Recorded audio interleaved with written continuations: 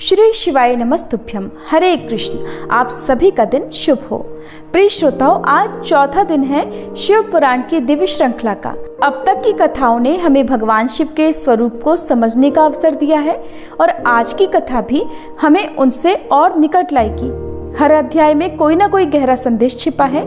आइए हम उसे खोजें। और आज का अध्याय शुरू करने से पहले हम सभी प्रार्थना करें। हे महादेव, हमारे हृदय में आपके प्रति निष्ठा बनी रहे। जब हम कथा सुने तो मन चंचल ना हो, केवल आपकी महिमा में स्थिर हो जाए। हे भोलेनाथ, आपकी कृपा से ही ये जीवन सार्थक हो सकता है। हम सब का कल्याण करें। इस प्रकार प्रार्थना करने के बाद सबसे अंत में क्षमा याचना भी करनी चाहिए, जो कि इस वीडियो के लास्ट में हम सब मिलकर करेंगे। अब सुनिए आज की कथा। सूत जी कहते हैं, हे महर्षियों, भगवान श्री हरि के अंतर्ध्यान हो जाने पर मुनिश्रेष्ठ नारद जी शिवलिंगों का भक्ति पूर्वक दर्शन करते हुए पृथ्वी पर विचरने लगे। ब्राह्मणों, भूमंडल पर घूम फिरकर उन्होंने भोग और मोक्ष देने वाले बहुत से शिवलिंगों का प्रेम पूर्वक दर्शन किया। दिव्यदर्शी नारद जी भूतल के तीर्थों में विचर रहे हैं और इस समय उनका चित्त शुद्ध है, ये जानकर वे दोनों शिवगण उनके पास गए। वे उनके दिए हुए शाप से उद्धार की इच्छा रखकर वहां गए थे। उन्होंने आदर पूर्वक मुनि के दोनों पैर पकड़ लिए और शीश झुकाकर भलीभांति प्रणाम करके शीघ्र ही इस प्रकार कहने लगे कि हे ब्राह्मण, हम दोनों शिव के गण हैं। हे मुने, हमने ही आपका अपराध किया है। राजकुमारी श्रीमती के स्वयंवर में आपका चित्त माया से मोहित हो रहा था। उस समय परमेश्वर की प्रेरणा से आपने हम दोनों को श्राप दे दिया था। वहाँ कुछ समय जानकर हमने चुप रह जाना ही अपनी जीवन रक्षा का उपाय समझा। इसमें किसी का दोष नहीं है, हमें अपने कर्म का ही फल प्राप्त होता है। हे प्रभु, अब आप प्रसन्न होइए और हम दोनों पर कृपा कीजिए। तब देवर्षि नारद कहने लगे, आप दोनों महादेव जी के गण हैं और सत्पुरुषों के लिए परम सम्मानीय हैं। अतः मेरे मोह रहित और सुखदायक यथार्थ वचन को सुनिए।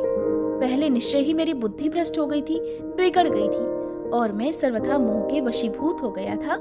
इसलिए आप दोनों को मैंने शाप दे दिया था। हे शिवगणों, मैंने जो कुछ कहा है वो वैसा ही होगा, तथापि मेरी बात सुनिए। मैं आपके लिए शापोद्धार की बात बता रहा हूँ। आप लोग आज मेरे अपराध को भी क्षमा कर दें। मुनिवर विश्रवा के वीर से जन्म ग्रहण करके आप दोनों संपूर्ण दिशाओं में प्रसिद्ध कुंभकर्ण और रावण राक्षस राज का पद प्राप्त करोगे और बलवान, वैभव से युक्त तथा परम प्रतापी होगे। समस्त ब्रह्मांड के राजा होकर शिव भक्त और जितेंद्रिय होंगे और शिव के ही दूसरे स्वरूप श्री विष्णु के हाथों मृत्यु पाकर फिर अपने पद पर प्रतिष्ठित हो जाओगे। सूत जी कहते हैं, हे महर्षियों, महात्मा नारद मुनि की ये बात सुनकर वे दोनों शिवगण प्रसन्न होकर सानंद अपने अपने स्थान को लौट गए। श्री नारद जी भी अत्यंत आनंदित होकर अनन्य भाव से भगवान शिव का ध्यान और शिव तीर्थों का दर्शन करते हुए बारंबार भूमंडल में विचरण करने लगे। अंत में वे सबके ऊपर विराजमान शिवप्रिया काशीपुरी में गए, जो शिव स्वरूपिणी और शिव को सुख देने वाली है। काशीपुरी का दर्शन करके नारद जी कृतार्थ हो गए। उन्होंने भगवान काशीनाथ का दर्शन किया और परम प्रेम एवं परमानंद से युक्त होकर उनकी पूजा की। काशी का सानंद सेवन करके वे मुनिश्रेष्ठ कृतार्थता का अनुभव करने लगे और प्रेम से विह्वल होकर उसका नमन, वर्णन तथा स्मरण करते हुए ब्रह्मलोक को गए। निरंतर शिव का स्मरण करने से उनकी बुद्धि शुद्ध हो गई थी। वहां पहुंचकर शिव तत्व का विशेष रूप से ज्ञान प्राप्त करने की इच्छा से नारद जी ने ब्रह्मा जी को भक्ति पूर्वक नमस्कार किया और नाना प्रकार के स्तोत्रों द्वारा उनकी स्तुति करके उनसे शिव तत्व के विषय में पूछा। उस समय नारद जी का हृदय भगवान शंकर के प्रति भक्ति भावना से परिपूर्ण था। नारद जी कहने लगे, हे ब्राह्मण, पर ब्रह्म परमात्मा के स्वरूप को जानने वाले पितामह, हे जगत प्रभु, आपके कृपा प्रसाद से मैंने भगवान विष्णु के उत्तम महात्म्य का पूर्णतया ज्ञान प्राप्त किया है।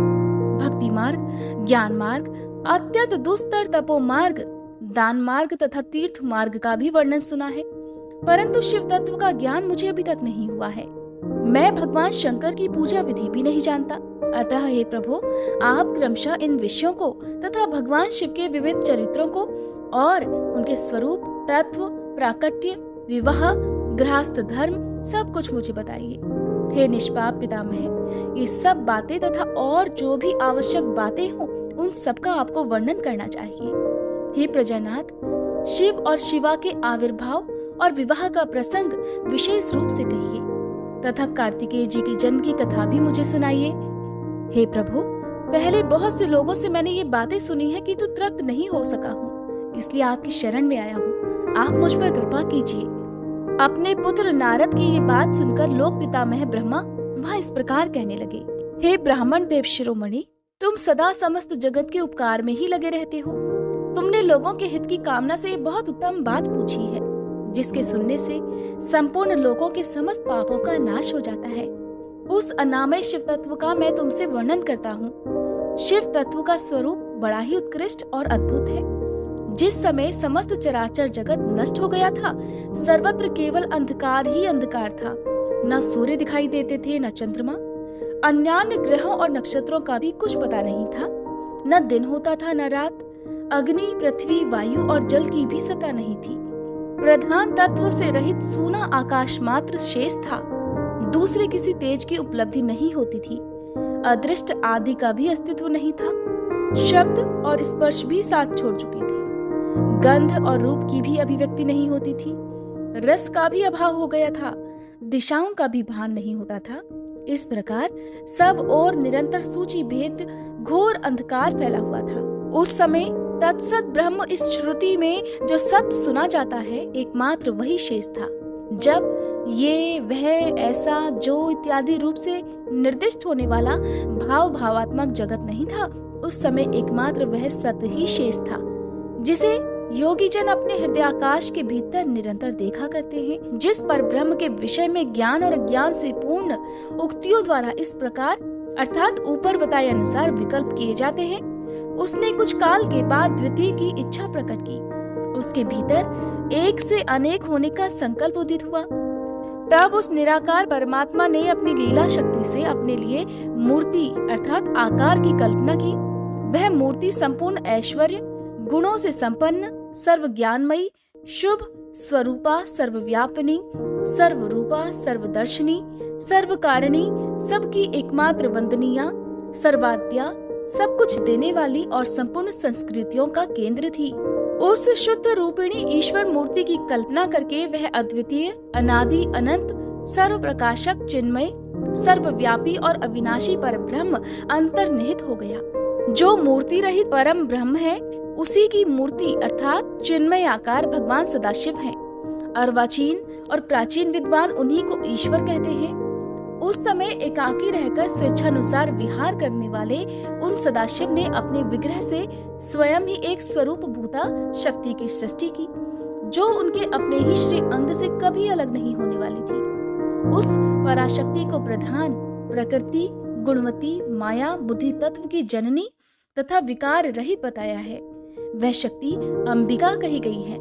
उसी को प्रकृति, सर्वेश्वरी, त्रिदेव जननी, नित्या और मूल कारण भी कहते हैं। सदाशिव द्वारा प्रकट की गई उस शक्ति के 8 भुजाएं हैं। उस शुभ लक्षणा देवी के मुख की शोभा विचित्र है। वह अकेली ही अपने मुखमंडल में सदा 1 सहस्त्र चंद्रमाओं की कांति धारण करती है। नाना प्रकार के आभूषण उसके श्री अंगों की शोभा बढ़ाते हैं। वह देवी नाना प्रकार की गतियों से संपन्न है और अनेक प्रकार के अस्त्र शस्त्र धारण करती है। उसके खुले हुए नेत्र खिले हुए कमल के समान जान पड़ते हैं। वह अचिंत्य तेज से जगमगाती है। वह सबकी योनि है और सदा उद्यमशील रहती है। एकाकिनी होने पर भी वह माया संयोग वशात अनेक हो जाती है। वे जो सदाशिव हैं, उन्हें परम पुरुष, ईश्वर, शिव, शंभु और महेश्वर कहते हैं। वे अपने मस्तक पर आकाश गंगा को धारण करते हैं। उनके भाल देश में चंद्रमा शोभित है। उनके 5 मुख हैं और प्रत्येक मुख में 3-3 नेत्र हैं। उनका चित्त सदा प्रसन्न रहता है। वे 10 भुजाओं से युक्त और त्रिशूलधारी हैं। उनके श्री अंगों की प्रभा कर्पूर के समान श्वेत गौर है। वे अपने सारे अंगों में भस्म रमाए रहते हैं। उन काल रूपी ब्रह्मा ने एक ही समय शक्ति के साथ शिवलोक नामक क्षेत्र का निर्माण किया था। उस उत्तम क्षेत्र को ही काशी कहते हैं। वह परम निर्वाण या मोक्ष का स्थान है जो सबके ऊपर विराजमान है। वे प्रिया प्रियतम रूप शिव शक्ति जो परमानंद स्वरूप है उस मनोरम क्षेत्र में निवास करते हैं। काशीपुरी परमानंद रूपिणी है। हे मुने, शिव और शिवा ने प्रलय काल में भी कभी उस क्षेत्र को अपने सानिध्य से मुक्त नहीं किया है, इसलिए विद्वान पुरुष उसे अविमुक्त क्षेत्र के नाम से भी जानते हैं। यह क्षेत्र आनंद का हेतु है, इसलिए पिनाकधारी शिव ने पहले उसका नाम आनंदवन रखा था, उसके बाद वह अविमुक्त के नाम से प्रसिद्ध हुआ। हे देवर्षि, एक समय उस आनंद वन में रमण करते हुए शिवा और शिव के मन में ये इच्छा हुई कि किसी दूसरे पुरुष की भी सृष्टि करनी चाहिए, जिस पर यह सृष्टि संचालन का महान भार रखकर हम दोनों केवल काशी में रहकर इच्छानुसार विचरे और निर्वाण धारण करें। वही पुरुष हमारे अनुग्रह से सदा सबकी सृष्टि करे, पालन करे और वही अंत में सबका संहार भी करे। ये चित्त एक समुद्र के समान है। इसमें चिंता की उताल तरंगे उठ उठकर इसे चंचल बनाए रहती हैं। इसमें सत्वगुण रूपी रत्न, तमोगुण रूपी ग्रह और रजोगुण रूपी मूंगे भरे हुए हैं। इस विशाल चित्त समुद्र को संकुचित करके हम दोनों उस पुरुष के प्रसाद से आनंद कानन अर्थात काशी में सुखपूर्वक निवास करें। यह आनंदवन वह स्थान है जहाँ हमारी मनोवृत्ति सब ओर से सिमटकर इसी में लगी हुई है तथा जिसके बाहर का जगत चिंता से आतुर प्रतीत होता है। ऐसा निश्चय करके शक्ति सहित सर्वव्यापी परमेश्वर शिव ने अपने वाम भाग के 10वें अंग पर अमृत मल दिया। फिर तो वहां से एक पुरुष प्रकट हुआ जो तीनों लोकों में सबसे अधिक सुंदर था। वह शांत था, उसमें सत्वगुण की अधिकता थी तथा वह गंभीरता का अथाह सागर था। हे मुने, क्षमा नामक गुण से युक्त उस पुरुष के लिए ढूंढने पर भी कहीं कोई उपमा नहीं मिलती। उसकी कांति इंद्रनील मणि के समान श्याम थी, उसके अंग अंग से दिव्य शोभा छिटक रही थी और नेत्र प्रफुल्ल कमल के समान शोभा पा रहे थे। श्री अंगों पर स्वर्ण की सी कांति वाले 2 सुंदर रेशमी पीतांबर शोभा दे रहे थे। किसी से भी पराजित न होने वाला वह वीर पुरुष अपने प्रचंड भुजदंडों से सुशोभित हो रहा था। तदंतर उस पुरुष ने परमेश्वर शिव को प्रणाम करके कहा, हे स्वामिन, मेरे नाम निश्चित कीजिए और काम बताइए। उस पुरुष की बात सुनकर महेश्वर भगवान शंकर हंसते हुए मेघ के समान गंभीर वाणी में उससे कहने लगे, हे वत्स, व्यापक होने के कारण तुम्हारा विष्णु नाम प्रख्यात होगा। इसके सिवा और भी बहुत से नाम होंगे जो भक्तों को सुख देने वाले होंगे। तुम सुस्थिर उत्तम तप करो, क्योंकि वही समस्त कार्यों का प्रधान है। ऐसा कहकर भगवान शिव ने श्वास मार्ग से श्री विष्णु को वेदों का ज्ञान प्रदान किया। इसके बाद अपनी महिमा से कभी च्युत न होने वाले श्री हरि भगवान शिव को प्रणाम करके भारी तपस्या करने के लिए और शिव शक्ति सहित परमेश्वर शिव भी पार्षद गणों के साथ वहां से अदृश्य हो गए। भगवान विष्णु ने सुदीर्घ काल तक बड़ी कठिन तपस्या की। तपस्या के परिश्रम से युक्त भगवान विष्णु के अंगों से नाना प्रकार की जल धाराएं निकलने लगी। ये सब भगवान शिव की माया से ही संपन्न हुआ। हे महामुने, उस जल से सारा सोना आकाश व्याप्त हो गया। वह ब्रह्म रूप जल अपने स्पर्श मात्र से सब पापों का नाश करने वाला सिद्ध हुआ। उस समय थके हुए परम पुरुष विष्णु ने स्वयं उस जल में शयन किया। वे दीर्घ काल तक बड़ी प्रसन्नता के साथ उसमें रहे। नार अर्थात जल में शयन करने के कारण ही उनका नारायण यह श्रुति सम्मत नाम प्रसिद्ध हो गया। उस समय उन परम पुरुष नारायण के सिवा दूसरी कोई प्राकृत वस्तु नहीं थी। उसके बाद ही उन महात्मा नारायण देव से यथा समय सभी तत्व प्रकट हुए। हे महामुनि विद्वन, मैं उन तत्वों की उत्पत्ति का प्रकार बता रहा हूँ, सुनो। प्रकृति से महतत्व प्रकट हुआ और महतत्व से तीनों गुण। इन गुणों के भेद से ही त्रिविध अहंकार की उत्पत्ति हुई। अहंकार से 5 तन्मात्राएं हुई और उन 5 तन्मात्राओं से 5 भूत प्रकट हुए। उसी समय ज्ञानेंद्रियों और कर्मेंद्रियों का भी प्रादुर्भाव हुआ। हे मुनि श्रेष्ठ, इस प्रकार मैंने तुम्हें तत्वों की संख्या बताई है। इनमें से पुरुष को छोड़कर शेष सारे तत्व प्रकृति से प्रकट हुए हैं, इसलिए सब के सब जड़ हैं। तत्वों की संख्या 24 है। उस समय एकाकार हुए 24 तत्वों को ग्रहण करके वे परम पुरुष नारायण भगवान शिव की इच्छा से ब्रह्मरूप जल में सो गए। ब्रह्मा जी कहते हैं, हे देवर्षि, जब नारायण देव जल में शयन करने लगे उस समय उनकी नाभि से भगवान शंकर की इच्छावश सहसा एक उत्तम कमल प्रकट हुआ जो बहुत बड़ा था। उसमें असंख्य नाल दंड थे। उसकी कांति कनेर के फूल के समान पीले रंग की थी तथा उसकी लंबाई और ऊंचाई भी अनंत योजन थी। वह कमल करोड़ों सूर्यों के समान प्रकाशित हो रहा था। सुंदर होने के साथ ही संपूर्ण तत्वों से युक्त था और अत्यंत अद्भुत परम रमणीय दर्शन के योग्य तथा सबसे उत्तम था। तत्पश्चात कल्याणकारी परमेश्वर सांब सदाशिव ने पूर्ववत प्रयत्न करके मुझे अपने दाहिने अंग से उत्पन्न किया। हे मुने, उन महेश्वर ने मुझे तुरंत ही अपनी माया से मोहित करके नारायण देव के नाभि कमल में डाल दिया और लीला पूर्वक मुझे वहां से प्रकट किया। इस प्रकार उस कमल से पुत्र के रूप में मुझ हिरण्यगर्भ का जन्म हुआ। मेरे 4 मुख हुए और शरीर की कांति लाल हुई। मेरे मस्तक त्रिपुंड की रेखा से अंकित थे। हे तात, भगवान शिव की माया से मोहित होने के कारण मेरी ज्ञान शक्ति इतनी दुर्बल हो रही थी कि मैंने उस कमल के सिवा दूसरे किसी को अपने शरीर का जनक या पिता नहीं जाना। मैं कौन हूँ, कहाँ से आया हूँ, मेरा कार्य क्या है, मैं किसका पुत्र होकर उत्पन्न हुआ हूँ और किसने इस समय मेरा निर्माण किया है। इस प्रकार संशय में पड़े हुए मेरे मन में ये विचार उत्पन्न हुआ कि मैं किस लिए मोह में पड़ा हुआ हूँ। जिसने मुझे उत्पन्न किया है उसका पता लगाना तो बहुत ही सरल है।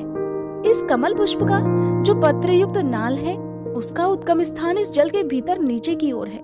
जिसने मुझे उत्पन्न किया है वो पुरुष भी वही होगा, इसमें कोई संशय नहीं। ऐसा निश्चय कर मैंने अपने को कमल से नीचे उतारा। हे मुने, मैं उस कमल की एक एक नाल में गया और सैकड़ों वर्षों तक वहां भ्रमण करता रहा, किंतु कहीं भी उस कमल के उद्गम का उत्तम स्थान मुझे मिला ही नहीं। तब पुनः संशय में पड़कर मैं उस कमल पुष्प पर जाने को उत्सुक हुआ और नाल के मार्ग से उस कमल पर चढ़ने लगा। इस तरह बहुत ऊपर जाने पर भी मैं उस कमल के कोश को नहीं पा सका। उस दशा में मैं और भी मोहित हो गया। हे मुने, उस समय भगवान शिव की इच्छा से परम मंगलमयी उत्तम आकाशवाणी प्रकट हुई जो मेरे मोह का विध्वंस करने वाली थी। उस वाणी ने कहा, तप करो। उस आकाशवाणी को सुनकर मैंने अपने जन्मदाता पिता का दर्शन करने के लिए उस समय पुनः प्रयत्न पूर्वक 12 वर्षों तक घोर तपस्या की। तब मुझ पर कृपा करने के लिए ही 4 भुजाओं और सुंदर नेत्रों से सुशोभित भगवान विष्णु वहां सहसा प्रकट हो गए। उन परम पुरुष ने अपने हाथों में शंख, चक्र, गदा और पद्म धारण कर रखे थे। उनके सारे अंग सजल जलधर के समान श्याम कांति से सुशोभित थे। उन परम प्रभु ने सुंदर पीतांबर पहन रखा था। उनके मस्तक आदि अंगों में मुकुट आदि महामूल्यवान आभूषण शोभा पाते थे। उनका मुखारविंद प्रसन्नता से खिला हुआ था। मैं उनकी छवि पर मोहित हो रहा था। वे मुझे करोड़ों कामदेवों के समान मनोहर दिखाई दिए। उनका वह अत्यंत सुंदर रूप देखकर मुझे बड़ा आश्चर्य हुआ। वे सांवली और सुनहरी आभा से उद्भासित हो रहे थे। उस समय उन सद सत्व स्वरूप परमात्मा 4 भुजा धारण करने वाले महाबाहु नारायण देव को वहां उस रूप में अपने साथ देखकर मुझे बड़ा हर्ष हुआ। तदंतर उन नारायण देव के साथ मेरी बातचीत प्रारंभ हुई। भगवान शिव की लीला से वहां हम दोनों में कुछ विवाद छिड़ गया। उसी समय हम लोगों के बीच में एक महान अग्नि स्तंभ अर्थात ज्योतिर्मय लिंग प्रकट हुआ। मैंने और श्री विष्णु ने क्रमशः ऊपर और नीचे जाकर उसके आदि अंत का पता लगाने के लिए बड़ा प्रयत्न किया, परंतु हमें कहीं भी उसका कोई ओर छोर नहीं मिला। मैं थककर ऊपर से नीचे लौट आया और भगवान विष्णु भी उसी तरह नीचे से ऊपर आकर मुझसे मिले। हम दोनों शिव जी की माया से मोहित थे। श्री हरि ने मेरे साथ आगे पीछे से और अगल बगल से परमेश्वर शिव को प्रणाम किया। फिर वे सोचने लगे, ये क्या वस्तु है, इसके स्वरूप का निर्देश नहीं किया जा सकता, क्योंकि ना तो इसका कोई नाम है न कर्म ही है। लिंग रहित तत्व ही यहाँ लिंग भाव को प्राप्त हो गया है। ध्यान मार्ग में भी इसके स्वरूप का कुछ पता नहीं चलता। इसके बाद मैं और श्री हरि दोनों ने अपने चित्त को स्वस्थ करके उस अग्नि स्तंभ को प्रणाम करना आरंभ कर दिया। हम दोनों कहने लगे, हे महाप्रभु, हम आपके स्वरूप को नहीं जानते। आप जो कोई भी क्यों न हो, आपको हमारा नमस्कार है। हे महेशान, आप शीघ्र ही हमें अपने यथार्थ रूप का दर्शन कराइए। हे मुनि श्रेष्ठ, इस प्रकार अहंकार से आविष्ट हुए हम दोनों ही वहां नमस्कार करने लगे। ऐसा करते हुए हमारे 100 वर्ष बीत गए। अब जानिए कि किस प्रकार ब्रह्मा और विष्णु को भगवान शिव के शब्दमय शरीर का दर्शन हुआ। श्री ब्रह्मा जी कहते हैं, हे मुनि श्रेष्ठ नारद, इस प्रकार हम दोनों देवता गर्व रहित होकर निरंतर प्रणाम करते रहे। हम दोनों के मन में एक ही अभिलाषा थी कि इस ज्योतिर्लिंग के रूप में प्रकट हुए परमेश्वर प्रत्यक्ष दर्शन दे। भगवान शंकर दीनों के प्रतिपालक, अहंकारियों का गर्व चूर्ण करने वाले तथा सबके अविनाशी प्रभु हैं। वे हम दोनों पर दयालु हो गए। उस समय वहां उन सुर श्रेष्ठ से ओम ओम ऐसा शब्द रूप नाद प्रकट हुआ जो स्पष्ट रूप से सुनाई देता था। जोर जोर से प्रकट होने वाले उस शब्द के विषय में ये क्या है, ऐसा सोचते हुए समस्त देवताओं के आराध्य में भगवान विष्णु मेरे साथ संतुष्ट चित्त से खड़े रहे। वे सर्वथा वैरभाव से रहित थे। उन्होंने लिंग के दक्षिण भाग में सनातन आदिवर्ण आकार का दर्शन किया, उत्तर भाग में उकार का, मध्य भाग में मकार का और अंत में ओम इस नाद का साक्षात दर्शन और अनुभव किया। दक्षिण भाग में प्रकट हुए आदिवर्ण आकार को सूर्य मंडल के समान तेजोमय देखकर जब उन्होंने उत्तर भाग में दृष्टिपात किया, तब वहां उकार वर्ण अग्नि के समान दीप्तशाली दिखाई दिया। हे मुनि श्रेष्ठ, इसी तरह उन्होंने मध्य भाग में मकार को चंद्रमंडल के समान उज्जवल कांति से प्रकाशमान देखा। उस समय श्री हरि ये सोचने लगे कि ये अग्नि स्तंभ यहाँ कहाँ से प्रकट हुआ है। हम दोनों फिर इसकी परीक्षा करें। मैं इस अनुपम अनंत स्तंभ के नीचे जाऊंगा। ऐसा विचार करते हुए श्री हरि ने वेद और शब्द दोनों के आवेश से युक्त विश्वात्मा शिव का चिंतन किया। तब वहां एक ऋषि प्रकट हुए, जो ऋषि समूह के परम सार रूप माने जाते हैं। उन्हीं ऋषि के द्वारा परमेश्वर श्री विष्णु ने जाना कि इस शब्द ब्रह्ममय शरीर वाले परम लिंग के रूप में साक्षात पर ब्रह्म स्वरूप महादेव जी ही यहाँ प्रकट हुए हैं। ये चिंता रहित अथवा अचिंत्य रुद्र हैं, जहाँ जाकर मन सहित वाणी उसे प्राप्त किए बिना ही लौट आती है। इन बीजी भगवान महेश्वर के लिंग से अकार रूप बीज प्रकट हुआ, जो उकार रूप योनि में स्थित होकर सब ओर बढ़ने लगा। वह स्वर्णमय अंड के रूप में ही बताने योग्य था। उसका और कोई भी विशेष लक्षण नहीं लक्षित होता था। वह दिव्य अंड अनेक वर्षों तक जल में ही स्थित रहा। तदंतर 1000 वर्ष के बाद उस अंड के 2 टुकड़े हो गए। जल में स्थित हुआ वह अंड अजन्मा ब्रह्मा जी की उत्पत्ति का स्थान था और साक्षात महेश्वर के आघात से ही फूटकर 2 भागों में विभक्त हो गया था। उस अवस्था में उसका ऊपर स्थित हुआ स्वर्णमय कपाल बड़ी शोभा पाने लगा। वही द्युलोक के रूप में प्रकट हुआ तथा उसका दूसरा नीचे वाला कपाल था। वही ये 5 लक्षणों से युक्त पृथ्वी है। इस तरह देवेश्वर शिव को जानकर श्री हरि ने शक्ति संभूत मंत्रों द्वारा उत्तम एवं महान अभ्युदय से शोभित होने वाले उस महेश्वर देव का स्तवन किया। इसी बीच में मेरे साथ विश्वपालक भगवान विष्णु ने एक और भी अद्भुत और सुंदर रूप देखा। हे मुने, वह रूप 5 मुखों वाला और 10 भुजाओं से अलंकृत था। उसकी कांति कर्पूर के समान गौर थी। वह नाना प्रकार की छटाओं से छविमान और भांति भांति के आभूषणों से विभूषित था। उस परम उदार महापराक्रमी और महापुरुष के लक्षणों से संपन्न अत्यंत उत्कृष्ट रूप का दर्शन करके मैं और श्री हरि दोनों कृतार्थ हो गए। श्री ब्रह्मा जी कहते हैं, हे नारद जी, भगवान विष्णु के द्वारा की हुई अपनी स्तुति सुनकर करुणानिधि महेश्वर बड़े प्रसन्न हुए और उमा देवी के साथ सहसा वहां प्रकट हो गए। उस समय उनके 5 मुख और प्रत्येक मुख में 3-3 नेत्र शोभा पा रहे थे। भाल देश में चंद्रमा का मुकुट सुशोभित था। सिर पर जटा धारण किए गौरवर्ण विशाल नेत्र शिव ने अपने संपूर्ण अंगों में विभूति लगा रखी थी। उनके 10 भुजाएं थी, कंठ में नील चिन्ह था।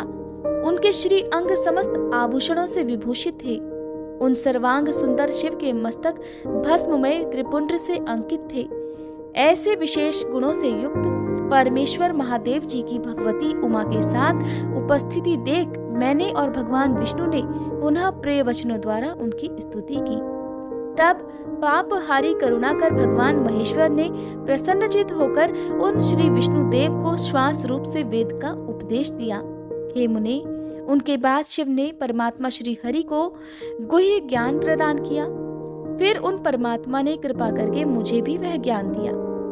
वेद का ज्ञान प्राप्त करके कृतार्थ हुए भगवान विष्णु ने मेरे साथ हाथ जोड़कर महेश्वर को नमस्कार करके पुनः उनसे पूजन की विधि बताने तथा सदुपदेश देने के लिए प्रार्थना की। श्री ब्रह्मा जी कहते हैं कि हे मुने, श्री हरि की यह बात सुनकर अत्यंत प्रसन्न हुए कृपा निधान भगवान शिव ने प्रीति पूर्वक यह बात कही। भगवान शिव कहने लगे, हे सुर श्रेष्ठ गण, मैं तुम दोनों की भक्ति से निश्चय ही बहुत प्रसन्न हूँ। तुम लोग मुझ महादेव की ओर देखो।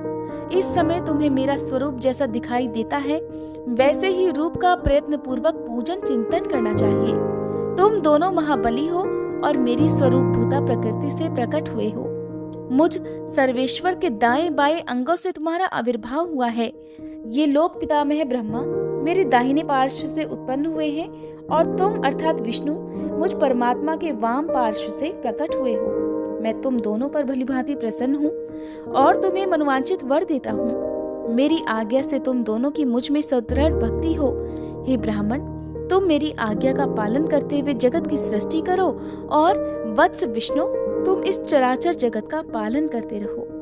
हम दोनों से ऐसा कहकर भगवान शंकर ने हमें पूजा की उत्तम विधि प्रदान की, जिसके अनुसार पूजित होने पर वे पूजक को अनेक प्रकार के फल प्रदान करते हैं। शंभु की उपर्युक्त बातें सुनकर मेरे सहित श्री हरि ने महेश्वर को हाथ जोड़कर प्रणाम करते हुए कहा, प्रभु, यदि हमारे प्रति आपके हृदय में प्रीति उत्पन्न हुई है और यदि आप हमें वरदान देना आवश्यक समझते हैं तो हम तो यही वर मांगते हैं कि आप में हम दोनों की सदा अनन्य और अविचल भक्ति बनी रहे। ब्रह्मा जी कहते हैं, हे मुने, श्री हरि की ये बात सुनकर भगवान हर ने पुनः मस्तक झुकाकर प्रणाम करके हाथ जोड़ खड़े हुए उन नारायण देव से स्वयं कहा।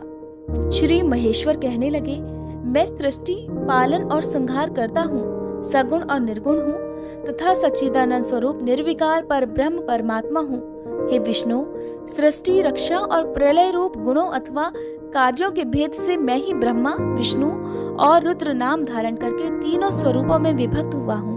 हरे, वास्तव में सदा निष्कल हूँ। हे विष्णु, तुमने और ब्रह्मा ने मेरे अवतार के निमित्त जो स्तुति की है, तुम्हारी उस प्रार्थना को मैं अवश्य सच्ची करूंगा, क्योंकि मैं भक्त वत्सल हूँ। ब्राह्मण, मेरा ऐसा ही परम उत्कृष्ट रूप तुम्हारे शरीर से इस लोक में प्रकट होगा, जो नाम से रुद्र कहलाएगा। मेरे अंश से प्रकट हुए रुद्र की सामर्थ्य मुझसे कम नहीं होगी। जो मैं हूँ वही यह रुद्र है। पूजा की विधि विधान की दृष्टि से भी मुझ में और उसमें कोई अंतर नहीं है। जैसे ज्योति का जल आदि के साथ संपर्क होने पर भी उसमें स्पर्श दोष नहीं लगता, उसी प्रकार मुझ निर्गुण परमात्मा को भी किसी के संयोग से बंधन नहीं प्राप्त होता। ये मेरा शिव रूप है। जब रुद्र प्रकट होंगे तब वे भी शिव के ही तुल्य होंगे। महामुने, उनमें और शिव में परायपन का भेद नहीं करना चाहिए। वास्तव में एक ही रूप सब जगत में व्यवहार निर्वाह के लिए दो रूपों में विभक्त हो गया है। अतः शिव और रुद्र में कभी भेद बुद्धि नहीं करनी चाहिए। वास्तव में सारा दृश्य ही मेरे विचार से शिव रूप है। मैं, तुम, ब्रह्मा तथा जो ये रुद्र प्रकट होंगे वे सब के सब एक रूप हैं। इनमें भेद नहीं है। भेद मानने पर अवश्य ही बंधन होगा, तथापि मेरा शिव रूप ही सनातन है। यही सदा सब रूपों का मूलभूत कहा गया है। ये सत्य, ज्ञान एवं अनंत ब्रह्मा है। ऐसा जानकर सदा मन से मेरे यथार्थ स्वरूप का दर्शन करना चाहिए। ब्राह्मण सुनो, मैं तुम्हें एक गोपनीय बात बता रहा हूँ। मैं स्वयं ब्रह्मा जी की प्रकृति से प्रकट होऊंगा। गुणों में भी मेरा प्राकट्य कहा गया है। जैसा कि लोगों ने कहा है, हर तामस प्रकृति के हैं, वास्तव में उस रूप में अहंकार का वर्णन हुआ है। उस अहंकार को केवल तामस ही नहीं, वैकारिक अर्थात सात्विक भी समझना चाहिए, क्योंकि सात्विक देवगण वैकारिक अहंकार की ही सृष्टि है। ये तामस और सात्विक आदि भेद केवल नाम मात्र का है, वस्तुतः नहीं है। वास्तव में हर को तामस नहीं कहा जा सकता। हे ब्राह्मण, इसी कारण से तुम्हें ऐसा करना चाहिए। तुम तो इस सृष्टि के निर्माता बनो और श्री हरि इसका पालन करे तथा मेरे अंश से प्रकट होने वाले जो रुद्र हैं वे इसका प्रलय करने वाले होंगे। ये जो उमा नाम से विख्यात परमेश्वरी प्रकृति देवी हैं, इन्हीं की शक्तिभूता वाग देवी ब्रह्मा जी का सेवन करेंगी। फिर इन प्रकृति देवी से वहां जो दूसरी शक्ति प्रकट होगी वे लक्ष्मी रूप से भगवान विष्णु का आश्रय लेंगी। तदंतर पुनः काली नाम से जो तीसरी शक्ति प्रकट होंगी वे निश्चय ही मेरे अंशभूत रुद्रदेव को प्राप्त होंगी। वे कार्य की सिद्धि के लिए वहां ज्योति रूप से प्रकट होंगी। इस प्रकार मैंने देवी की शुभ स्वरूपा पराशक्तियों का परिचय दिया।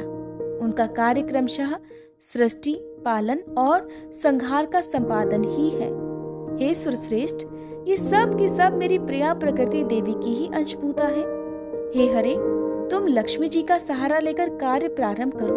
ब्राह्मण, तुम्हें प्रकृति की अंशभूता वाग देवी को पाकर मेरी आज्ञा के अनुसार मन से सृष्टि कार्य का संचालन करना चाहिए और मैं अपनी प्रिया की अंशभूता परात्पर काली का आश्रय लेकर रुद्र रूप से प्रलय संबंधी उत्तम कार्य करूंगा।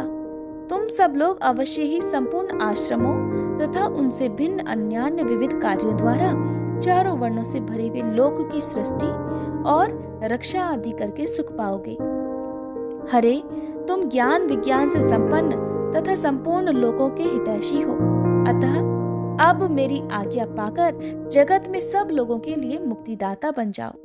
मेरा दर्शन होने पर जो फल प्राप्त होता है वही तुम्हारा दर्शन होने पर भी होगा।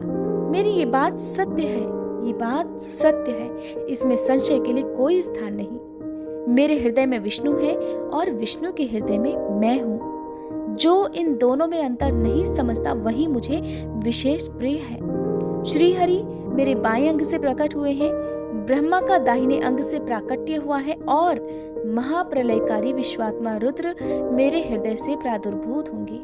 हे विष्णु, मैं ही सृष्टि का पालन और संहार करने वाले रज आदि त्रिविध गुणों द्वारा ब्रह्मा, विष्णु और रुद्र नाम से प्रसिद्ध हो तीन रूपों में पृथक पृथक प्रकट होता हूँ। साक्षात शिव गुणों से भिन्न है, वे प्रकृति और पुरुष से भी परे हैं। अद्वितीय, नित्य, अनंत, पूर्ण एवं निरंजन पर ब्रह्म परमात्मा है। तीनों लोकों का पालन करने वाले श्री हरि अपने भीतर तमोगुण और बाहर सत्वगुण धारण करते हैं। त्रिलोकी का संहार करने वाले रुद्रदेव भीतर सत्वगुण और बाहर तमोगुण धारण करते हैं तथा त्रिभुवन की सृष्टि करने वाले ब्रह्मा जी बाहर और भीतर से भी रजोगुणी ही हैं। इस प्रकार ब्रह्मा, विष्णु तथा रुद्र इन तीन देवताओं में गुण है, परंतु शिव गुणातीत माने गए हैं। हे विष्णु, तुम मेरी आज्ञा से इन सृष्टिकर्ता पितामह का प्रसन्नता पूर्वक पालन करो। ऐसा करने से तीनों लोकों में पूजनीय होगे। परमेश्वर शिव बोले, उत्तम व्रत का पालन करने वाले हरे, हे विष्णु, अब तुम मेरी दूसरी आज्ञा सुनो। उसका पालन करने से तुम सदा समस्त लोकों में माननीय और पूजनीय बने रहोगे। ब्रह्मा जी के द्वारा रचे गए लोक में जब कोई दुख या संकट उत्पन्न हो तब तुम उन संपूर्ण दुखों का नाश करने के लिए सदा तत्पर रहना।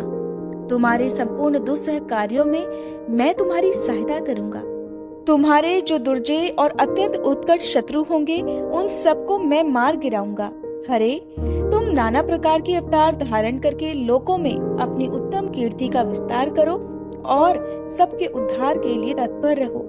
तुम रुद्र के ध्येय हो और रुद्र तुम्हारे ध्येय है। तुम में और रुद्र में कुछ भी अंतर नहीं है। जो मनुष्य रुद्र का भक्त होकर तुम्हारी निंदा करेगा उसका सारा पुण्य तत्काल भस्म हो जाएगा। पुरुषोत्तम विष्णु, तुमसे द्वेष करने के कारण मेरी आज्ञा से उसको नरक में गिरना पड़ेगा। ये बात सत्य है और इसमें कोई संशय नहीं। तुम इस लोक में मनुष्यों के लिए विशेषतः भोग और मोक्ष प्रदान करने वाले और भक्तों के ध्येय तथा पूज्य होकर प्राणियों का निग्रह और अनुग्रह करो। ऐसा कहकर भगवान शिव ने मेरा हाथ पकड़ लिया और श्री विष्णु को सौंपकर उनसे कहा, तुम संकट के समय सदा इनकी सहायता करते रहना। सबके अध्यक्ष होकर सभी को भोग और मोक्ष प्रदान करना तथा सर्वदा समस्त कामनाओं का साधक और सर्वश्रेष्ठ बने रहना। जो तुम्हारी शरण में आ गया वह निश्चय ही मेरी शरण में आ गया। जो मुझ में और तुम में अंतर समझता है वह अवश्य नरक में गिरता है। ब्रह्मा जी कहते हैं, हे देवर्षि, भगवान शिव का यह वचन सुनकर मेरे साथ भगवान विष्णु ने सबको वश में करने वाले विश्वनाथ को प्रणाम करके मंद स्वर में कहा। श्री विष्णु बोले, हे करुणा सिंधु जगन्नाथ शंकर, मेरी ये बात सुनिए। मैं आपकी आज्ञा के अधीन रहकर ये सब कुछ करूंगा। हे स्वामिन, जो मेरा भक्त होकर आपकी निंदा करे उसे आप निश्चय ही नरकवास प्रदान करें। नाथ, जो आपका भक्त है वह मुझे अत्यंत प्रिय है। जो ऐसा जानता है उसके लिए मोक्ष दुर्लभ नहीं है। श्री हरि का ये कथन सुनकर दुखहारी हर ने उनकी बात का अनुमोदन किया और नाना प्रकार के धर्मों का उपदेश देकर हम दोनों के हित की इच्छा से हमें अनेक प्रकार के वरदान दिए। इसके बाद भक्त वत्सल भगवान शंभु कृपा पूर्वक हमारी ओर देखकर हम दोनों के ही देखते देखते सहसा वही अंतर्ध्यान हो गई। तभी से इस लोक में लिंग पूजा का विधान चालू हुआ है। लिंग में प्रतिष्ठित भगवान शिव भोग और मोक्ष देने वाले हैं। शिवलिंग की जो वेदी या अर्घा है वह महादेवी का स्वरूप है और लिंग साक्षात महेश्वर का। लय का अधिष्ठान होने के कारण भगवान शिव को लिंग कहा गया है, क्योंकि उन्हीं में निखिल जगत का लय होता है। हे महामुने, जो शिवलिंग के समीप कोई कार्य करता है उसके पुण्य फल का वर्णन करने की शक्ति मुझ में नहीं है। तदंतर नारद जी के पूछने पर ब्रह्मा जी कहने लगे, हे मुने, हमें पूर्वोक्त आदेश देकर जब महादेव जी अंतर्ध्यान हो गए तब मैं उनकी आज्ञा का पालन करने के लिए ध्यान मग्न होकर कर्तव्य का विचार करने लगा। उस समय भगवान शंकर को नमस्कार करके श्री हरि से ज्ञान पाकर परमानंद को प्राप्त हो मैंने सृष्टि करने का निश्चय किया। तात भगवान विष्णु भी वहां सदाशिव को प्रणाम करके मुझे आवश्यक उपदेश देकर तत्काल अदृश्य हो गए। वे ब्रह्मांड से बाहर जाकर भगवान शिव की कृपा प्राप्त करके वैकुंठ धाम में जा पहुँचे और सदा वहीं रहने लगे। मैंने सृष्टि की इच्छा से भगवान शिव और विष्णु का स्मरण करके पहले के रचे हुए जल में अपनी अंजलि डालकर जल को ऊपर की ओर उछाला। इससे वहां एक अंड प्रकट हुआ जो 24 तत्वों का समूह कहा जाता है। विप्रवर, वह विराट आकार वाला अंड जड़ रूप ही था। उसमें चेतनता न देखकर मुझे बड़ा संशय हुआ और मैं अत्यंत कठोर तप करने लगा। 12 वर्षों तक भगवान विष्णु के चिंतन में ही लगा रहा।